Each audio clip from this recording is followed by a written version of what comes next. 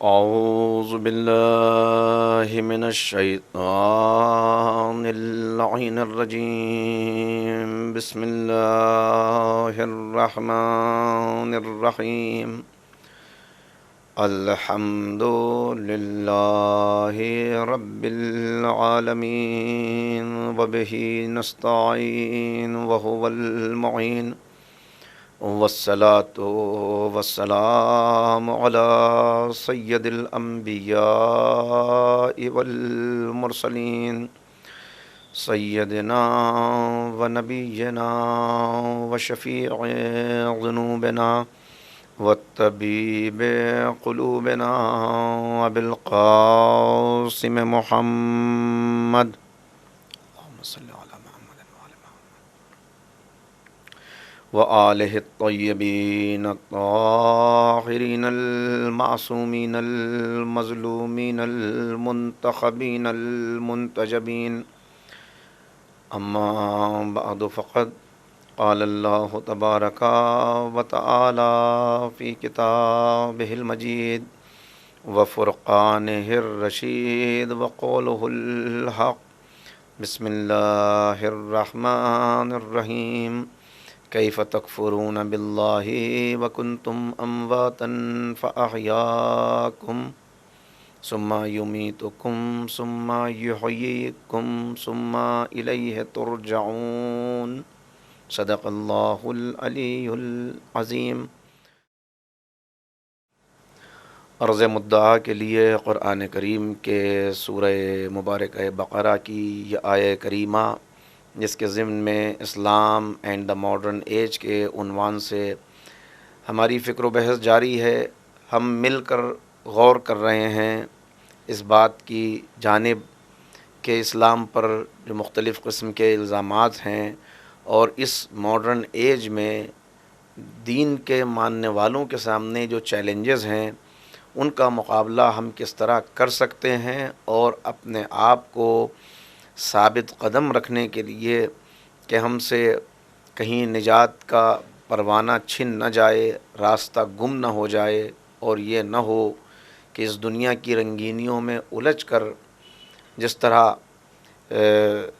بیان کیا گیا ہے اس دنیا کے متعلق کہ ریشم کے کیڑے کی طرح اگر انسان اس میں رنگینیوں میں اس کی الجھتا رہے تو جس طرح ریشم کا کیڑا ایک دن ریشم بنتے بنتے اسی کے اندر الجھ کر اسی کے اندر پھنس کر دم توڑ دیتا ہے، کہیں یہ کیفیت انسان کی نہ ہو کہ وہ بھی اسی خسارے اور اسی ہلاکت اور بربادی کا نشانہ بن جائے.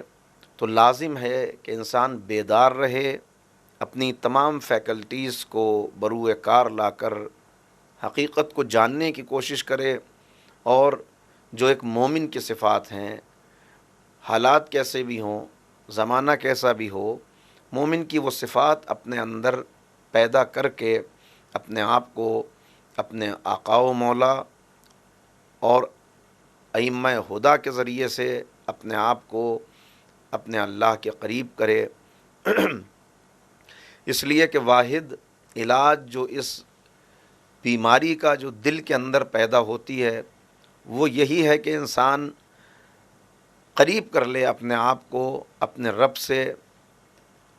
آسان مرحلے نہیں ہیں، اس لیے کہ آزمائش ہے. اور میں نے عرض کیا تھا کہ بہت بڑا اس وقت ذمہ داری جو والدین پر آ گئی ہے وہ یہ ہے کہ اس ماڈرن ایج میں اس مادی دجالی نظام سے مقابلے کے لیے اپنی نئی نسلوں کو آمادہ کرنا ہے. کہیں ایسا نہ ہو کہ ہماری نئی نسلیں، ہماری یہ اولاد جو ہمارے لیے صدقہ جاریہ ہے، جو کل آخر تقریر میں نے آپ کے سامنے عرض کیا، وہ سرمایہ ہمارے ہاتھ سے نکل جائے. آسان نہیں ہے اولاد کی فصل کا تیار کرنا، ہر فصل پہ وقت لگانا پڑتا ہے. گیہوں کی فصل 6 مہینے میں ہو جاتی ہے، آم کی فصل سال بھر میں تیار ہوتی ہے. اولاد کی فصل کے لیے انسان کو اپنی زندگی کا قیمتی وقت انویسٹ کرنا پڑتا ہے. جتنا انویسٹمنٹ زیادہ ہوگا اور جتنا کوالٹی انویسٹمنٹ ہوگا اتنا زیادہ اچھے نتائج سامنے آئیں گے۔ یہ اولاد جو نعمت ہے اللہ کی بہت بڑی، بلکہ میں یہ جملہ کہوں تو غلط نہ ہوگا کہ پیغمبر اکرم نے قرآن و اہل بیت کے بعد جس امانت کو سب سے زیادہ توجہ کے ساتھ محفوظ رکھنے کی ذمہ داری ہمیں دی ہے، وہ ہماری اولاد اور یہ نئی نسل ہی ہے، جس کی طرف سے ہم کسی حد تک اس وقت غافل ہو گئے ہیں۔ اس لیے کہ واضح طور پہ کہا گیا انما اولادکم و اموالکم فتنہ، اولاد اور مال یہ فتنہ ہے، یعنی آزمائش ہے، انسان کے لیے بہت بڑی آزمائش ہے۔ جو کچھ اس وقت ان پٹ ہوگا وہی آؤٹ پٹ بعد میں ہوگا۔ اس لیے کہ ابھی اگر آپ ینگ پیرنٹس ہیں تو آپ کی اولاد ریسیونگ اینڈ پر ہے، وہ دیکھ رہی ہے، وہ جذب کر رہی ہے، وہ سیکھ رہی ہے، وہ بول کچھ نہیں رہی، لیکن ہر بات کو ہماری نئی نسل دیکھتی ہے، اور جب وہ ہمارے رویوں میں، مجھے معاف فرمائیے گا یہ جملہ کہنے کے لیے، مگر میں نے عرض کیا اس دور کی خاصیت ہی منافقت ہے، تو جب ہمارے رویوں میں یہ منافقت دیکھتی ہے تو ظاہر ہے کہ کہیں نہ کہیں یہ اس کے کردار میں بھی آگے جا کر ریفلیکٹ ہونے لگتی ہے۔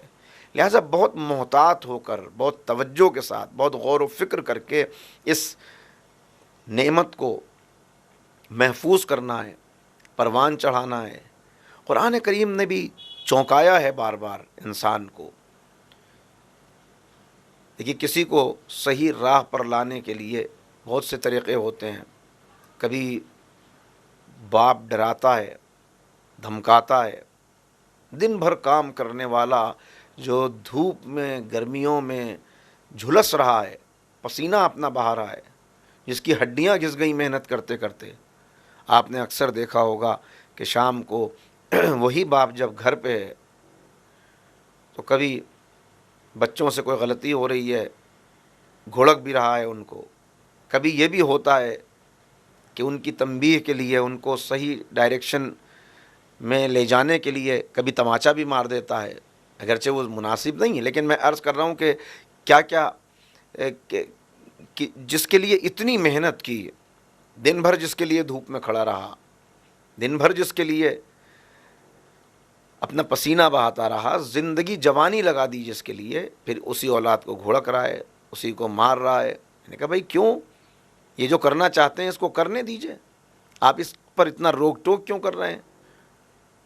تو شاید اس باپ کا جواب یہی ہوگا کہ آپ نہیں جانتے، یہ ابھی نادان ہے، اگر میں اس کو نہیں روکوں گا تو یہ اپنے آپ کو برباد کر لے گا، یہ اپنے آپ کو ہلاک کر لے گا، لہٰذا میری روک ٹوک اس لیے ہے کہ اسے بربادی سے بچایا جا سکے۔ ارے بھائی یہی بات تو اللہ ہم سے کہہ رہا ہے کہ اے میرے بندوں، میں تمہیں چھوڑ دیتا، کسی طرح بھی آزادی تو تمہیں دے دی، لیکن اتنی روک ٹوک بھی تم پر نہ کرتا کہ اپنے انبیاء کو بھیجوں جو تمہیں روکیں، ٹوکیں، سکھائیں، بتائیں، مگر میں بھیجتا اس لیے ہوں کہ تم نادان ہو۔ اگر تمہیں چھوڑ دیا تو تم اپنے آپ کو تباہ کر لو گے، برباد کر لو گے، ہلاک کر لو گے۔ میں تم سے محبت کرتا ہوں۔ کیسی محبت؟ ہزاروں ماؤں کی محبت بھی کوئی حیثیت نہیں رکھتی اللہ کی محبت کے آگے۔ جو اللہ اپنے بندے سے محبت کرتا ہے، لہٰذا وہ نہیں چاہتا کہ یہ برباد ہو جائے۔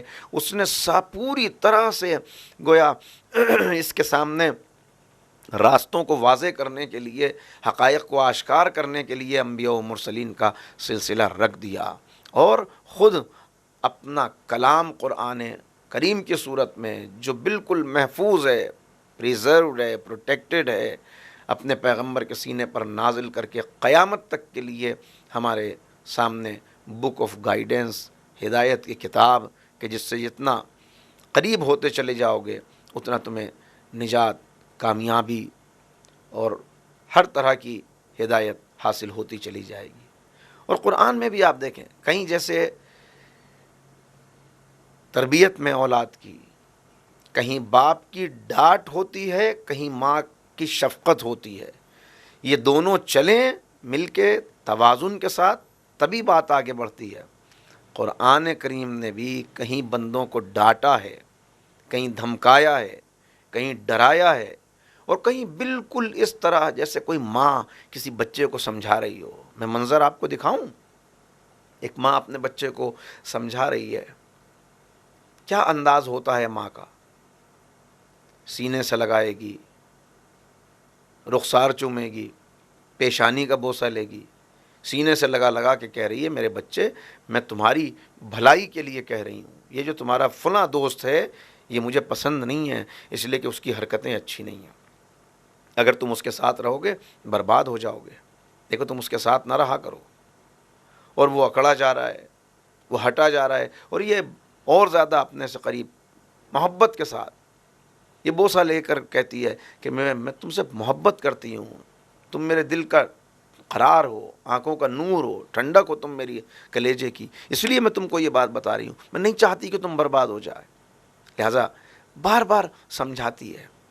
بالکل یہی انداز قرآن کریم کا ہے۔ اچھا، یہاں بھی جب نہیں سمجھتا تو ایک موقع وہ بھی آتا ہے کہ وہ قسم کھا کے کہتی ہے، تمہارے سر کی قسم کھا کے کہتی ہوں میں جو کہہ رہی ہوں تمہاری بھلائی کے لیے کہہ رہی ہوں، میں اپنی قسم کھا کے۔ یہ ایک طریقہ ہوتا ہے، ایک جذباتی انداز تربیت کرنے کا۔ اللہ بھی قرآن میں اسی طرح سے بندے کو سمجھا رہا ہے، اے میرے بندے تو برباد ہو جائے گا، تو ہلاک ہو جائے گا۔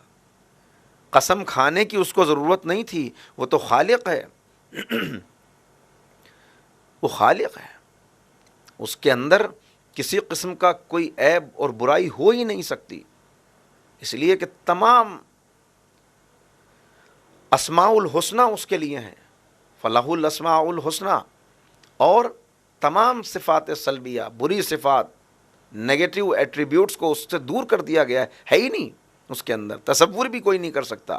لیکن اس کے باوجود اے میرے بندے، محبت کا یہ انداز ہے، تجھے نہیں یقین آ رہا کہ تو برباد ہو سکتا ہے؟ اچھا، قسم کھا کے اب اس نے کہا وَالشَّمْسِ وَضُحَاهَا وَالْقَمَرِ إِذَا طَلَاهَا وَاللَّيْلِ إِذَا جَلَّاهَا وَالنَّهَارِ إِذَا جَلَّاهَا وَاللَّيْلِ إِذَا يَغْشَاهَا وَالسَّمَاءِ وَمَا بَنَاهَا وَالْأَرْضِ وَمَا طَحَاهَا وَالنَّفْسٍ وَمَا سَوَّاهَا۔ سورج کی قسم، چاند کی قسم، آسمان کی قسم، زمین کی قسم، دن کی قسم، رات کی قسم، تیرے نفس کی قسم، اتنی قسمیں کھانے کے بعد 7 قسمیں کھائیں، اور 7 قسمیں کھانے کے بعد کہا، کیا کہا؟ قد افلح من زکاہا وقد خاب من دساہا۔ کیوں یقین نہیں کرتا بندے؟ کامیابی اسی کو ملے گی جس نے اپنے آپ کو پاکیزہ کر لیا۔ پھر ماں کا بھی یہی انداز ہوتا ہے، پھر وہ آگے بڑھتی ہے اور اس کے بعد کہتی ہے اب بھی نہیں سمجھا، اب بھی نہیں غور کر رہا؟ اچھا سن، میں تجھے ایک کہانی سناتی ہوں، میں تجھے ایک کہانی سناتی ہوں۔ دیکھ، فلاں جگہ کے اوپر ایک لڑکا تھا، وہ بھی اپنی ماں کی بات نہیں مانتا تھا، وہ بھی اس طرح بگڑا اور تباہ ہو گیا۔ وہی انداز اب قرآن کریم یہاں آگے بڑھ کے بتاتا ہے۔ اچھا میرے بندے، میں نے تجھے اتنا سمجھایا، اتنی قسمیں کھائیں، اس کے بعد تجھ کو بتا دیا کہ تزکیہ نفس میں ہی کامیابی ہے، پھر بھی تو نہیں سمجھتا؟ تو پھر یاد رکھ، دیکھ ایک قوم گزری ہے، میں تجھے اس کی بات بتاتا ہوں۔ ایک قوم گزری ہے جسے قوم صالح کہا جاتا ہے، اور اب یہاں سے بات شروع، گویا کہانی شروع کر دی اس قوم کی۔ دیکھ جیسے وہ تباہ ہو گئے تھے غلط راہ پر چل کے، ایسے ہی تو بھی تباہ اور برباد ہو جائے گا۔ تو یہ طریقہ ہے کسی طرح بربادی سے بچ جائے، مگر اس ماڈرن ایج میں، اس زمانے میں، اس 21 سینچری میں ہزاروں صفحات کی کتابیں ہم پڑھنے کے لیے تیار ہیں، مگر جو ایک ایک لفظ ہمارے لیے، جو ہمیں ماسٹر کی دے رہا ہے اس زندگی کو کامیاب کرنے کی، 650 700 صفحات کا وہ قرآن، بہت خیال آئے پڑھ بھی لیں تو اس کو سمجھنے کے لیے تیار نہیں، سمجھ لیں تو عمل کرنے کے لیے تیار نہیں، سمجھ لیں اور عمل کے میدان میں آ بھی جائیں تو پھر دوسروں تک پیغام پہنچانے کے لیے تیار نہیں۔ جبکہ قرآن کریم بار بار متوجہ اس طرف کر رہا ہے کہ خود تم تک ہدایت پہنچ جائے تو رکنا نہیں، یہاں پر نہیں، تمہیں یہاں ٹھہرنا نہیں ہے، اب اس ہدایت کو آگے بڑھانا ہے، اب اس ہدایت کو اوروں تک پہنچانا ہے، یہ تمہاری ذمہ داری بحیثیت مسلمان کے ہے۔ والمؤمنون والمؤمنات بعضهم اولیاء بعض یأمرون بالمعروف وینہون عن المنکر کنتم خیر امت اخرجت للناس تأمرون بالمعروف وتنہون عن المنکر۔ تو تمہیں آگے یہ بات پہنچانی ہے، اور یاد رکھو کہ اصل میں مسئلہ کیا ہے، اس ماڈرن ایج میں ہمارے ساتھ جو بہت سی دشواریاں ہیں، ہماری تباہی اور بربادی کا سبب بننے والی، اس میں سے ایک سبب یہ بھی ہے کہ ہم کئی کشتیوں کے سوار ہیں، ہم کئی کشتیوں کے سوار ہیں، رسوم و رواج بھی ادا ہو جائیں، دین پر بھی قائم رہ جائیں، دنیا بھی ہاتھ سے چھیننے نہ پائے، اللہ بھی ناراض نہ ہونے پائے۔ اگر یہی فکر رہتی تو اس میں کچھ غلط نہیں ہے، لیکن یہ بھی راضی ہو جائے، وہ بھی اللہ کو راضی کر لیں اور دنیا بھی نہ چھینیں، اگر انہی دونوں باتوں کو جمع کر لیتے تو یہ تو اسلام بھی چاہتا ہے کہ دنیا بھی نہیں چھنے گی، اللہ کو راضی رکھنے کا خیال کرو، دنیا تو خود تمہارے قدموں میں وہ ڈال دے گا۔ لیکن ہم چاہتے ہیں کہ اس کشتی میں بھی پیر رہے، اس میں بھی رہے، اور ساحل بھی مل جائے، آبا و اجداد بھی ناراض نہ ہوں، اللہ بھی ناراض نہ ہو، مقصد بھی نہ چھوٹے، رسوم و رواج بھی جانے نہ پائے، مشرق بھی راضی ہو جائے، مغرب بھی راضی ہو جائے۔ سب کو راضی کرنے کے چکر میں ہمارا حال وہ ہو جاتا ہے جو اس مریض کا جو ایک ساتھ 4 طبیبوں سے دوا لے رہا ہو۔ آپ اندازہ کر سکتے ہیں کہ جو 4 لوگوں کی دوا لے گا اس کا حال کیا ہوگا۔ پہلے اسے صحیح طور پر پہچان کر کہ ان میں سے واقعی صحیح ڈگری والا کون ہے، واقعی وہ کون ہے جو صحیح ڈائیگنوز کر سکے اور اس کے بعد صحیح علاج کر سکے، پھر اس کے اوپر یقین کر کے اپنے آپ کو اس کے حوالے کر دینے پڑے گا کہ بھائی اب میں تمہارے حوالے ہوں، اب تمہیں میرا علاج کرنا ہے، تم جو کہو گے میں اس کے اوپر عمل کرنے کے لیے تیار ہوں۔ مگر یہ وہ مرحلہ ہوتا ہے کہ یہاں پر آ کر بندہ نہیں سب کو راضی کر لے، سب کو راضی کرنے کا ممکن نہیں ہے، باغباں بھی خوش رہے، راضی رہے، صیاد بھی، یہ ہو نہیں سکتا۔ لہٰذا اس کی اپنی شخصیت میں ٹکراؤ پیدا ہو جاتا ہے، اور وہ جو شخصیت کی تعمیر کا مرحلہ ہے، جس کے لیے میں نے کل بھی عرض کیا تھا کہ کوئی 20% کا انسان ہے، کوئی 30% کا انسان ہے، 100% اگر انسان بن جائے تو پھر 100% انسان تو بن گیا کہ جو قرآن کا مطلوب انسان تھا، مگر 100% بننے کے لیے تیار نہیں۔ اگر بڑھ بھی رہا ہے، اگر بڑھ بھی رہا ہے، ہم نے ترقی اس ماڈرن ایج میں سب سے بڑا جو دھوکہ کھایا ہے وہ لفظ ترقی سے کھایا ہے، اس لیے کہ ہمیں ترقی کا صحیح مفہوم نہیں معلوم کہ ترقی کہتے کسے ہیں۔ کیا ترقی کا نام صرف کام بڑھنا ہے؟ ترقی کا مطلب صرف بڑھنا ہے؟ اگر ترقی کا مطلب صرف بڑھنا ہے تو پھر یاد رکھیے کہ پھر تو انسان توازن رکھ ہی نہیں سکتا اگر یہ نہ سمجھے کہ ترقی صرف بڑھنے کو نہیں کہتے بلکہ اعتدال کے ساتھ بڑھنے کو کہتے ہیں۔ ایک بچہ ہے، گہوارے کے اندر ہر ہفتے آپ محسوس کر سکتے ہیں کہ یہ بڑھ رہا ہے، اس لیے کہ بچوں کی نشو و نما تیزی سے ہوتی ہے، لیکن اگر اس کا صرف ہاتھ بڑھتا رہے اور باقی جسم اپنی جگہ پہ رکا رہے تو کیا اس بڑھنے کو بڑھنا کہیں گے؟ اگر اس کے پیر بڑھنے لگیں اور باقی جسم نہ بڑھے تو کیا یہ بڑھنا کہلائے گا؟ یہ بڑھنا مرض بن جائے گا، بالکل ایسے ہی جیسے آج مادیت کی راہ میں بڑھتے رہنا ایک مرض بن گیا، کیونکہ انسان کی شخصیت کا ڈیل ڈول ختم ہو گیا، ایک ہی رخ میں گویا بڑھتا چلا جا رہا ہے، ایک ہی آنکھ کھلی ہوئی ہے، جو بات پہلے بھی عرض کر دی۔ تو بڑھنے کا مطلب یہ ہے کہ تمام اعضاء صحیح تناسب میں اعتدال کے ساتھ صحیح ریشیو میں نشو و نما پائیں تو اس کو بڑھنا کہتے ہیں۔ یہی آج کا سب سے بڑا مسئلہ ہے کہ بڑھ تو رہا ہے انسان، مگر کوئی یہ سمجھ رہا ہے کہ خدمت خلق کا نام بڑھنا ہے، وہ خدمت خلق میں لگ کر یہ سمجھ رہا ہے بس میں نے اپنے آپ کو نجات کے لائق بنا لیا، کیونکہ میں تو خدمت خلق کر رہا ہوں۔ خدمت خلق کر رہا ہے مگر اللہ کے حق کو فراموش کر بیٹھا ہے۔ کوئی مصلی سے ایسا اپنے آپ کو وابستہ کیے ہوئے ہے کہ اسے خبر ہی نہیں کہ گھر کے باہر کیا ہو رہا ہے۔ اللہ اکبر اللہ اکبر، بس وہ اسی میں لگا ہوا ہے، اس کو پتہ ہی نہیں کہ باقی جگہ کیا ہو رہا ہے۔ حقوق اللہ کی ادائیگی ہو رہی ہے، حقوق العباد کو فراموش کیے بیٹھا ہے۔ یہ ہے بڑھنا بغیر تناسب اور بغیر اعتدال کے۔ یہ بڑھنا انسان کو تباہ کر دیتا ہے۔ بڑھنا ہے یہ دیکھ کر نہ اس کا حق پامال ہو نہ اس کا حق پامال ہو، بلکہ کہیں کہیں اس نے گنجائش رکھ دی کہ اگر میرا حق اور میرے بندوں کا حق ٹکرا جائے تو پھر میں اجازت دیتا ہوں کہ میرے حق کو چھوڑ دینا، میرے بندوں کے حق کو ادا کر دینا۔ ارے بندے تو پھر انسان ہیں، انسان اور جنات کے لیے اس نے کہا ان سے بندگی کا تقاضا کیا ہے، نہیں بلکہ اس کی مخلوقات میں اگر کوئی حیوان بھی ہے، ایک انسان اپنے گھر سے نکلا ہے نماز جماعت ادا کرنے کے لیے، جس راستے سے وہ جا رہا ہے وہاں اس نے دیکھا کہ ایک کتا ہے جو پیاس سے مر رہا ہے، یہ زخمی ہوا پڑا ہے اور آخری سانسیں لے رہا ہے، ایکسیڈنٹ ہو گیا ہے۔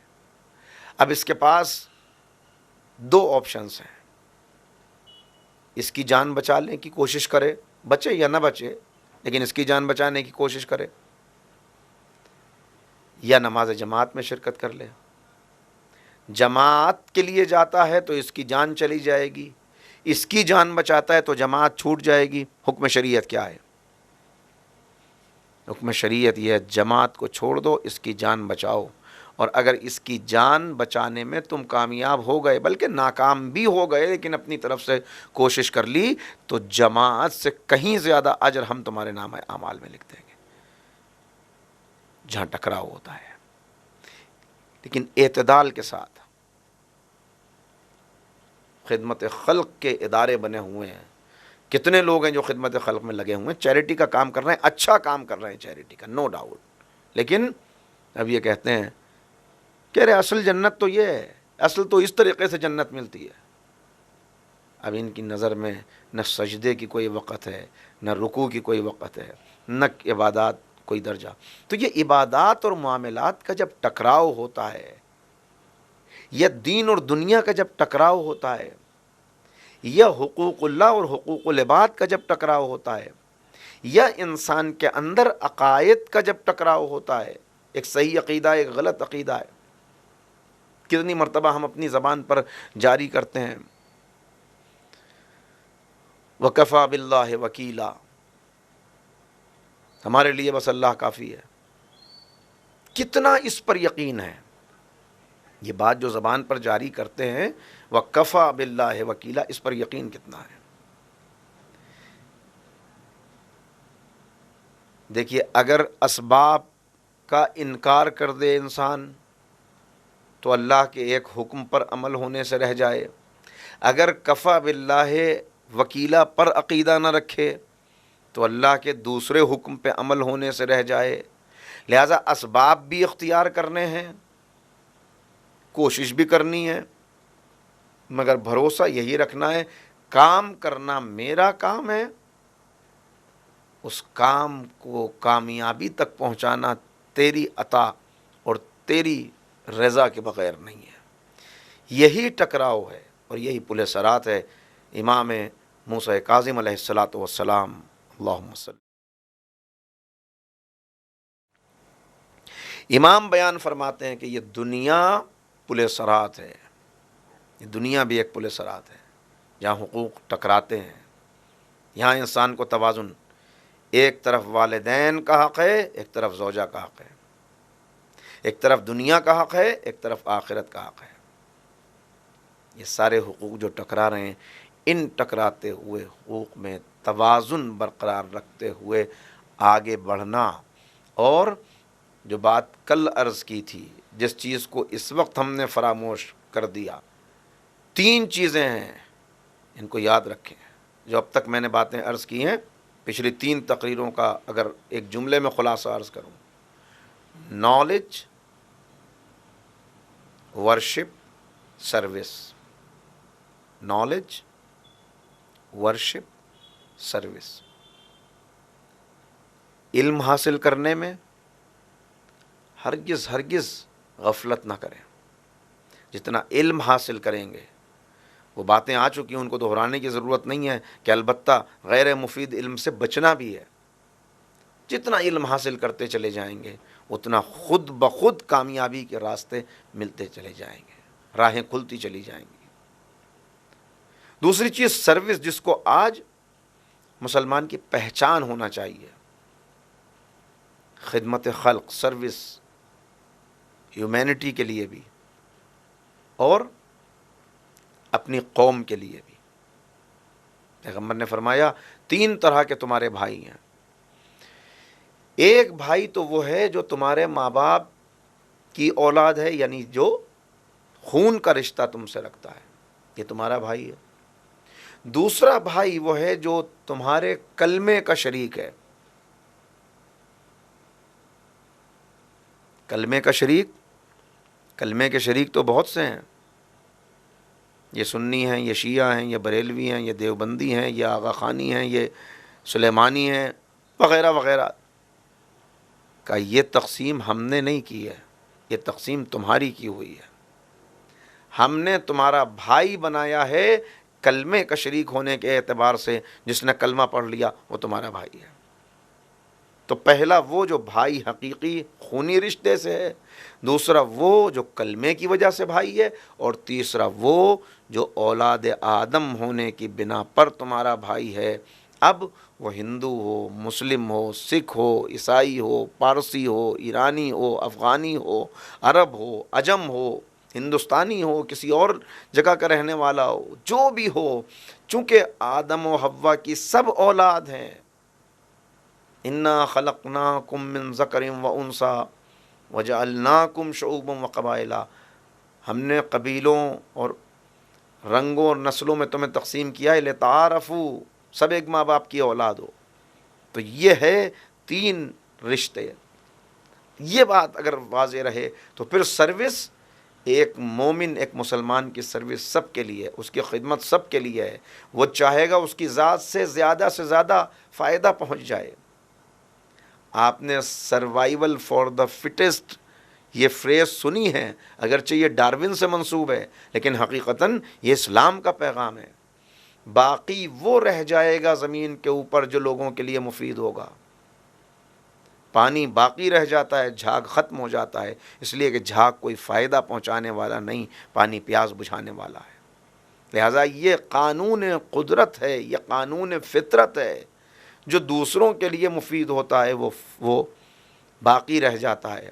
لہٰذا معصوم نے بھی یہی فرمایا ہے۔ امام موسیٰ کاظم علیہ السلام اپنے دور میں امام کے پاس آنے والے آئے ہیں، مولا زمانہ ہمارا دشمن ہو رہا ہے، تو امام نے جو تعلیمات دی ہیں، امام نے جو باتیں کہی ہیں، اس میں پہلی بات یہی تھی کہ اپنے آپ کو با کمال بنا لو اور لوگوں کی خدمت کے لیے خود کو آمادہ کر لو۔ ہر دور کے لیے یہ فارمولہ ہے، اس کو ذہن میں رکھیے گا۔ ملک کے حالات بھی پیش نظر ہیں، دنیا کے حالات بھی پیش نظر ہیں، قوم کے حالات بھی پیش نظر ہیں۔ لہٰذا اپنے آپ کو دوسروں کی ضرورت بنا لو، اتنا کام آؤ، اتنا دوسروں کے کام آؤ، اتنا ہر وقت کھڑے رہو کہ لوگ کہیں بھئی یہ ان جیسے لوگ نہیں، یہ برے نہیں ہو سکتے، یہ برا سوچ بھی نہیں سکتے، یہ کسی کے ساتھ برا کر ہی نہیں سکتے۔ یہ ہے اس دور میں کامیابی کا نسخہ۔ پھر آگے بڑھ گیا۔ ٹکراؤ جو ہوتا ہے، جب بھی ٹکراؤ ہوتا ہے تو اس ٹکراؤ میں، یعنی جب 2 چیزوں کا ٹکراؤ ہو، جو میں نے ابھی بات عرض کی کہ کئی کشتیوں کے مسافر بن کے ساحل ملنے والا نہیں ہے۔ ساحل اسی وقت ملے گا راستہ واضح ہو، حوصلہ بلند ہو، ارادہ پختہ ہو اور بھروسہ اللہ کا ہو، انسان بڑھتا چلا جائے۔ لہذا ان باتوں کو سامنے رکھتے ہوئے جو تعلیمات ہیں، ان تعلیمات کو اگر پیش نظر رکھیں، بار بار کہا گیا کہ اپنی خوشیوں کے لیے دوسروں کو دکھ نہ پہنچانا، چھوٹی سی بات ہے لیکن دیکھیے کتنی مفید ہے۔ کہا کہ مجمع میں کانا پھوسی نہ کرنا، سرگوشی نہ کرنا۔ 10 لوگ بیٹھے ہوئے ہیں اور آپ کسی کے کان میں بات کر رہے ہیں، ہوتا ہی اکثر مجمع میں روکا گیا اس سے۔ کیوں؟ اس لیے کہ تم کسی سے کان میں بات کرو گے تو دوسرے اپنے آپ کو وہاں غیر ضروری محسوس کریں گے، اور انہیں یہ محسوس ہوگا کہ گویا ہم اس لائق نہیں ہیں کہ ہمیں اس راز میں شریک کیا جائے، کوئی رازدارانہ گفتگو ہے جو ہو رہی ہے۔ لہذا روکا گیا اس بات سے۔ صاحب کمال بنا لو خود کو، دوسروں کی خوشیوں کے لیے اپنے حقوق کو قربان کرنا سیکھ لو، اپنے آپ کو چھوڑ دو، اپنا حق، ٹھیک ہے۔ دوسری بات جو امام نے فرمائی کہ توازن رکھو دین و دنیا میں۔ تیسری چیز کہ اگر کسی ایسے ماحول میں ہو کہ جہاں اللہ کا حق ادا کرنے میں رکاوٹ پیدا ہو رہی ہے تو ہجرت کر جاؤ، چھوڑ دو اس جگہ کو۔ اللہ کی زمین بہت وسیع ہے، اگر اللہ ہی کا حق نہیں ادا کر پا رہے، کچھ تو وہ لوگ ہیں جو واقعاً مستضعف ہیں، جو واقعاً جا بھی نہیں سکتے، ان کے لیے وہ ایک دوسرا معاملہ ہے کہ ان کے لیے کیا گنجائشیں ہیں، وہ اس وقت موضوع بحث نہیں ہے، اس لیے اس پر بات نہیں کروں گا۔ لیکن اگر اختیار ہے تمہیں اس بات پر تو چلے جاؤ، چھوڑ دو، ہجرت کر لو وہاں سے۔ تیسری چیز آخرت کو دنیا پر قربان نہ کرنا۔ امام فرماتے ہیں نہج البلاغہ میں، تم اپنی خواہشات کو اللہ کے حکم پر قربان کر دو، میں تمہیں جنت کی ضمانت دیتا ہوں، میں تمہیں جنت کی ضمانت دیتا ہوں۔ اور اس کے بعد آخری بات، تقریباً تمام معصومین نے حق کی راہ پر چلنے میں اور نیکی کی تبلیغ کرنے میں، نیک بات کسی کو بتانے میں، میں تبلیغ دین بھی نہیں کہتا، میں کہتا ہوں ویسی اچھی بات کسی کو بتا دیں، صدقہ ہے اچھی بات کا بتانا، اچھا مشورہ دینا، اچھی رائے کسی کو دے دینا، اس میں ملامت کرنے والوں کی پرواہ مت کرو۔ لوگ کیا کہیں گے، حالات کیسے ہوں گے، ہمیں کیا سمجھا جائے گا، ذلیل اور رسوا ہو جائیں گے۔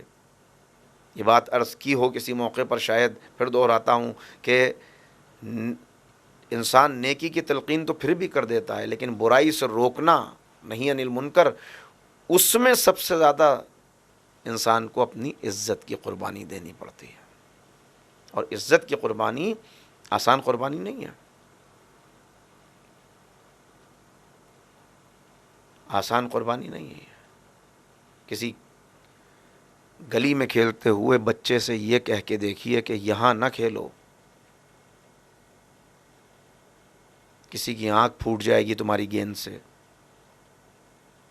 کھڑکی کا کانچ ٹوٹ جائے گا، گاڑی کو نقصان پہنچے گا، پھر اس کے بعد وہاں سے آپ کا اپنی عزت بچا کے نکلنا مشکل ہو جائے گا۔ یہ ہے بہت بڑا چیلنج۔ تم تک نیکی آ گئی، لیکن اب جب دوسرے کو نیکی کی دعوت دو گے تو اس میں، اور اس کا اجر کیا ہے، اللہ اکبر۔ شاید آیت اللہ لباسانی کا واقعہ ہے، اگر میرا ذہن صحیح ساتھ دے رہا ہے، کہ انہوں نے خواب میں کسی کو زیارت ہوئی انتقال کے بعد، پوچھا کہ کوئی چیز، کوئی خواہش آپ کی رہ گئی؟ کہا کہ ہاں ایک خواہش، کاش کہ تبلیغ دین میں دین کی راہ میں آگے بڑھنے پر، نیکی کی دعوت دینے پر، امر بالمعروف اور نہی عن المنکر پر کسی نے مجھے رسوا کیا ہوتا، کہ اللہ کی راہ میں رسوا ہونے کا جتنا بڑا درجہ آخرت میں ہے، کاش کہ مجھے بھی کسی نے رسوا کیا ہوتا اس راہ میں، کوئی تماچا مارتا، کوئی منہ کے اوپر تھوک دیتا۔ یہ وہ قربانی ہے راہ حق میں آگے بڑھتے ہوئے، عزت کی قربانی، کہ جو تمام انبیاء نے دی ہے، تمام نبیوں نے۔ جناب نوح کے اتنے پتھر مارے جاتے تھے کہ لہو لہان ہو جاتے تھے، اتنا رسوا کیا جاتا تھا۔ دیکھو دیوانے کو، دیکھو ریگستان کے اندر کشتی چلائے گا، یہ کہتا ہے کہ یہاں طوفان آئے گا، اس ریگستان میں طوفان آئے گا، مذاق اڑایا جانا، تمسخر کیا جانا، اذیت جسمانی پہنچائے جانا۔ ایک ایک نبی کو آپ دیکھتے چلے جائیں، خود حضور سرور کائنات خاتم الانبیاء حضرت محمد مصطفیٰ صلی اللہ علیہ وآلہ وسلم، پیغمبر کے اوپر کوڑا ڈالا جا رہا ہے، کانٹے بچھائے جا رہے ہیں، توہین کی جا رہی ہے، اونٹ کی اوجڑی پشت مبارک کے اوپر رکھی جا رہی، چہرے کے اوپر گوبر اور خون ملا جا رہا ہے، طائف کے سفر میں لہو لہان کیا جا رہا ہے، دادا عبد المطلب کا وطن چھڑایا جا رہا ہے، مسلسل ایک کے بعد ایک اذیتیں ہیں، مگر ان ساری اذیتوں کو مسکرا کے پیغمبر برداشت کر رہے ہیں، دعائیں دے رہے ہیں انہیں جو پتھر مار رہے ہیں، رہنمائی کر رہے ہیں ان کی جو کانٹا بچھا رہے ہیں، عیادت کے لیے جا رہے ہیں اس کی جو کوڑا ڈال رہا ہے۔ کیوں؟ اس لیے کہ انبیاء جانتے ہیں کہ اس راہ میں جو بھی عمل انسان کر رہا ہے خالص رضائے الہی کے لیے ہے۔ یہ جتنی ذلت اس وقت برداشت کی جا رہی ہے، اس ذلت کا صلہ، اس ذلت کا نتیجہ، اسی رسوائی کو اور ذلت کو برداشت کرنے کا نتیجہ ہے کہ آپ اور ہم کلمہ پڑھ رہے ہیں، اور آپ اور ہم اپنے نبی کو جانتے ہیں، اور دنیا تسلیم کر رہی ہے آج اس بات کو۔ ڈاکٹر مائیکل ہارٹ کو لکھنا پڑا کہ بہت سے لوگ تھے کہ جنہوں نے ایسے ماڈل پیش کیے تھے، بہت سے لوگ تھے جنہوں نے اپنی تقریروں میں، اپنے وعظوں میں، اپنی گفتگو میں حقوق انسانی کی بات کی تھی، لیکن اپنے افکار و نظریات کی بنیاد پر ایک معاشرہ تعمیر کر دینا، یہ پیغمبر اکرم کا کمال ہے کہ وہ کامیاب ہو گئے اس کے اندر، اور انہوں نے ایک معاشرہ ایسا تیار کر دیا۔ تو اس کے لیے رسوائی، مولا کائنات کی قربانیوں کو دیکھ لیجئے، یہ ساری قربانیاں ہیں کس لیے؟ کہ یہ امت گمراہ نہ رہ جائے، انسانیت بے بہرا نہ رہ جائے، مقصد تخلیق کو اپنے گم نہ کر بیٹھے، اس دنیا کی رنگینیوں میں الجھ کر کہیں ایسا نہ ہو کہ ایسی غفلت میں رہ جائیں کہ کل یہ کہنے کا موقع ملے کہ ہمیں کسی نے بتایا نہیں، حقائق واضح ہو جائیں، حجت تمام ہو جائے، لوگوں کو ہر بات پتہ چل جائے۔ اس کے لیے مسلسل کوششیں ہیں، تمام رسوائیاں ہیں جو اس کے لیے برداشت کر رہے ہیں، اسیری برداشت کر لی، اس کے لیے زہر کے انگور کھانا گوارا کر لیا، مسلسل قید میں رہنا گوارا کر لیا۔ تو یہ ذمہ داری اس وقت ہم پر ہے۔ ہم بھی جب، اس لیے کہ اگر اور کو آپ اوروں کی بات بعد میں بھی کریں تب بھی اپنی ذمہ داری کتنی ہے؟ اگر آپ ہیڈ آف دا فیملی ہیں، یا ایھا الذین آمنوا قوا انفسکم واہلیکم نارا، اے صاحبان ایمان اپنے آپ کو اور اپنی اولاد کو بچاؤ جہنم کی آگ سے۔ تو پہلی ذمہ داری، یا کم سے کم ذمہ داری اتنی تو ہے کہ اگر آپ سربراہ خاندان ہیں تو بحیثیت سربراہ خاندان زوجہ کی تربیت کرنا، اولاد کی تربیت کرنا، یہ آپ کی ذمہ داری ہے۔ اس لیے کہ بہرحال زوجہ بھی عام طور پر لڑکی جس عمر میں گھر میں آتی ہے، حالانکہ اس کو ساری تربیت اس کی ہونی چاہیے، لیکن اس سب کے باوجود بہت سی چیزیں ہیں جو مرد اپنے تجربے سے حاصل کرتا ہے، چونکہ وہ باہر نکلتا ہے، لوگوں سے ملتا ہے، لہٰذا عورت کے برابر عورت کا تجربہ اس کے برابر تو نہیں ہو سکتا، اسی لیے اس کی گواہی کو آدھا رکھا گیا ہے۔ تو اب وہ بھی اپنا گھر چھوڑ کر آئی ہے، وہ آپ کے گھر میں آئی ہے، اپنا سب کچھ چھوڑ کر، اپنے باپ کو چھوڑ کے آئی ہے، آپ کے باپ میں اپنا باپ تلاش کرے گی، اپنی ماں کو چھوڑ کے آئی ہے، آپ کی ماں میں اپنی ماں تلاش کرے گی، اسے یہ سب یہاں پر مل جائیں، یہ آپ کی ذمہ داری ہے۔ اس لیے کہ ان دونوں کے درمیان توازن برقرار رکھنا، اپنی ماں اور اپنی زوجہ، ان دونوں کے درمیان برج کا کام کرنا ہے، یہ آپ کا کام ہے۔ لہذا اپنے اس کام کو اگر حسن و خوبی سے انجام دے دیا، یہی مرحلہ حسن بصری کا کوئی جملہ کسی نے امام زین العابدین علیہ الصلاۃ والسلام تک پہنچایا۔ انہوں نے کہا کسی سے کہ اولاد بھی کتنی بڑی آزمائش، آزمائش تو کہا ہی گیا اولاد کو، میں نے ابھی عرض کیا، کہا اولاد بھی زندہ رہے تو زحمت ہے، مر جائے تو صدمہ ہے، غم دے کے جاتی ہے، جب تک زندہ رہتی ہے زحمت دیتی رہتی ہے، زحمت دیتی رہتی ہے۔ امام تک یہ بات آئی، امام تک یہ بات پہنچی، امام نے فوراً کہا اولاد اگر زندہ ہے تو چلتی پھرتی دعا ہے، اگر مر جائے تو شفاعت کا وسیلہ ہے، مر جائے شفاعت انسان کے لیے۔ تو ان کی ذمہ داری، اس ذمہ داری کو سنبھال لیجیے۔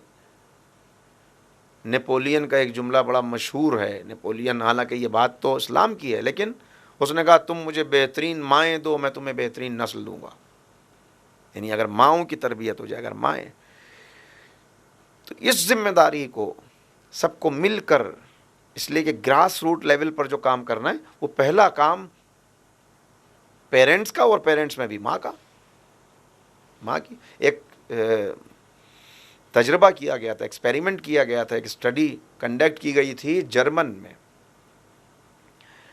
جرمنی میں یہ کنڈکٹ کی گئی۔ اس میں کیا کیا تھا کہ بہت سی پریگننٹ خواتین کو ایک کمرے کے اندر رکھا اور اس کے بعد ان کو بہت سی طرح کے میوزک سنائے۔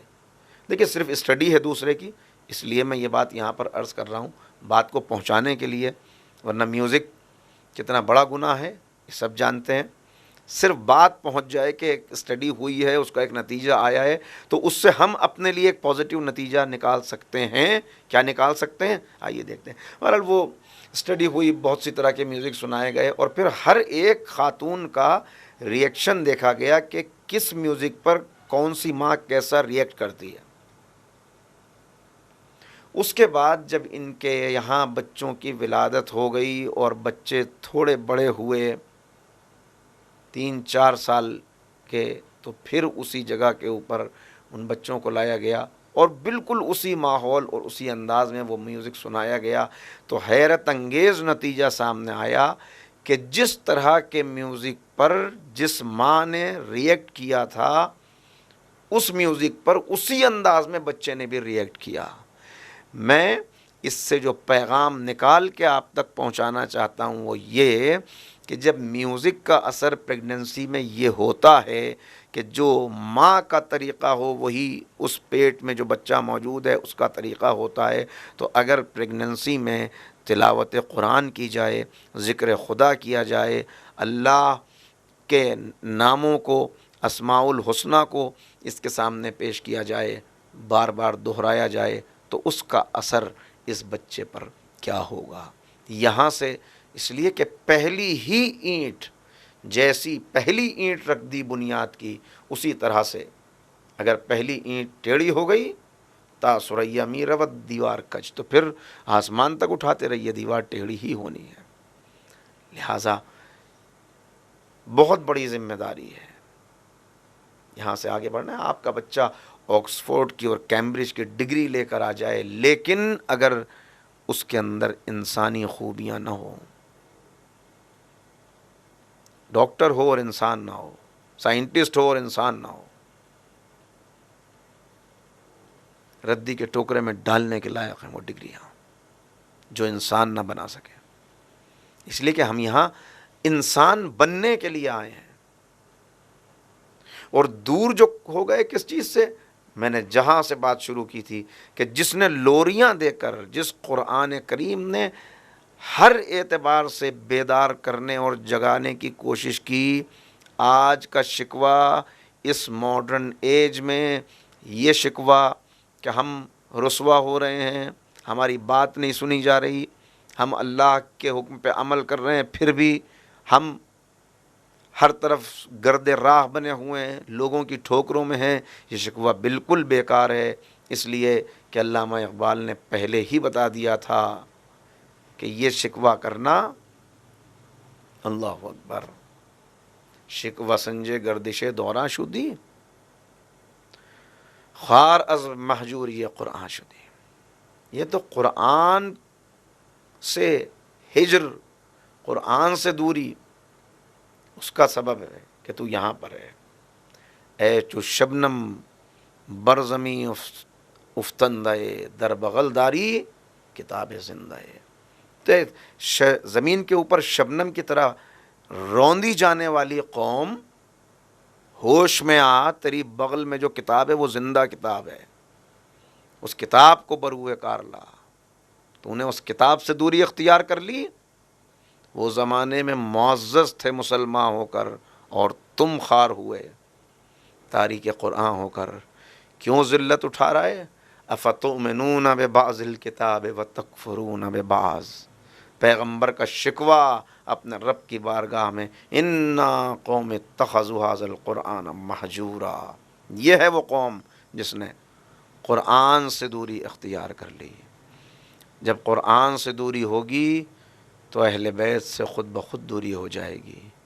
یہ دھوکہ ہے اگر کوئی یہ سمجھے کہ ہم نے اہل بیت کو لے لیا اور قرآن کو چھوڑ دیا۔ کسی نے قرآن کو لے لیا اور اہل بیت نہ لے لیا سے مطلب کیا ہے؟ قرآن کہیں جاتا نہیں بغیر اہل بیت کے، اہل بیت کسی کو ملتے نہیں بغیر قرآن کے، یہ دونوں ایک دوسرے کے ساتھ وابستہ ہیں۔ لہٰذا جب دونوں کو ساتھ ملیں گے تب رسوائی دور ہوگی، ورنہ رسوا رہیں گے، اور رسوا اگر دین کی راہ میں ہے تب تو پریشان ہونے کی ضرورت نہیں۔ اگر آپ دین کے لیے رسوا ہیں تو اہل بیت کی راہ پر چل رہے ہیں، اس لیے کہ اس راہ پر چلتے ہوئے عرض کر دیا میں نے، ہماری عزت امام زین العابدین کی عزت سے زیادہ تو نہیں ہے، مگر اس راہ میں انہوں نے بھی رسوائی برداشت کی ہے۔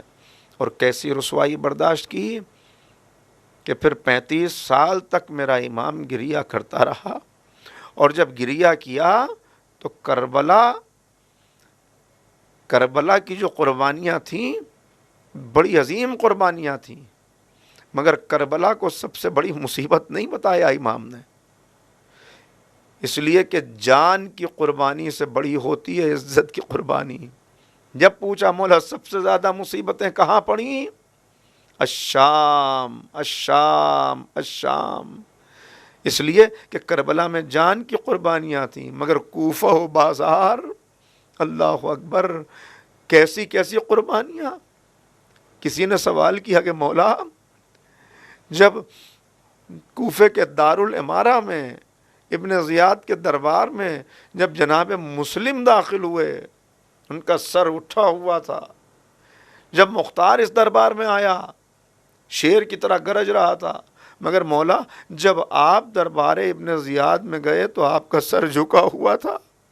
بس ایک مرتبہ میرے امام نے چہرہ اٹھایا کہ تو نے انصاف نہیں کیا، چچا مسلم دربار میں گئے تھے تو اکیلے گئے تھے، مختار دربار میں آیا اکیلا آیا تھا، مگر جب میں دربار میں گیا میرے ساتھ میری مائیں بہنیں، میری پھپھیاں بے مقنع و چادر تھیں۔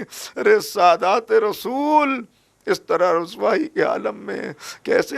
اسی لیے تو امام حسین وصیت کر کے گئے تھے بہن کو، اے بہن بھائی اتنا یاد رکھنا، بہن غصے میں نہ آنا، بد دعا نہ کرنا، بہن بد دعا نہ کرنا۔ اور زینب نے خیال کیا، لیکن ایک موقع ایسا آیا، ایسا موقع سنیے گا کہ جب جناب زینب نے دیکھا کہ قافلہ رکا ہے کوفے کے باہر، ایک مرتبہ سوال کیا قافلہ روک کیوں دیا گیا؟ جواب جانتے ہیں کیا ملا؟ جواب یہ ملا کہ ابھی بازاروں کی آئینہ بندی کی جا رہی ہے، آئینہ بندی کا مطلب کیا ہے؟ یعنی آئینے ایک تو بازار سجا دیے جائیں، اور آئینہ بندی کا مطلب یہ ہے کہ جو انسان کو براہ راست نظر نہ آئے وہ آئینے میں نظر آ جائے۔ ارے اب سمجھے، میں ایک مرتبہ تڑپ گئی علی کی بیٹی، کہا پسر سعد کہاں ہے، اسے بلاؤ۔ ایک مرتبہ پکار کے کہا کہ اے شمر، اے پسر سعد، ارے یا تو ہمیں رات کی تاریکی میں کوفے میں لے کے جانا، یا پھر اتنا کرو کہ ہمیں ایک چادر دے دو تاکہ ہم اپنے حجاب کر لیں، اپنے چہرے کو چھپا لیں۔ بس ایک مرتبہ شمر ملعون نے عجیب جملہ کہا، کہتا ہے کہ اب تم کوفے کی شہزادی نہیں ہو، ہماری قیدی ہو، اتنا سننا تھا۔ ایک مرتبہ علی کی بیٹی کو جلا لایا، کہے بیویوں میں بد دعا کرتی ہوں، تم آمین کہنا۔ ابھی زبان سے کوئی جملہ نہ نکلا تھا کہ دیکھا بیمار بھتیجا سامنے کھڑا ہے، پھوپھی اماں ذرا اس نیزے کی طرف دیکھیے جدھر بابا کا سر ہے۔ اب جو زینب نے دیکھا، سر حسین سے آنسو جاری تھے۔ اے بھیا کیا ہوا؟ کیا اکبر یاد آ گیا؟ کیا عباس یاد آ گئے؟ کیا انہوں محمد یاد آ گئے؟ کہے بہن اسی طرح کوفے میں چلی جاؤ، ورنہ نانا کا دین بچ نہ سکے گا۔ میری محنت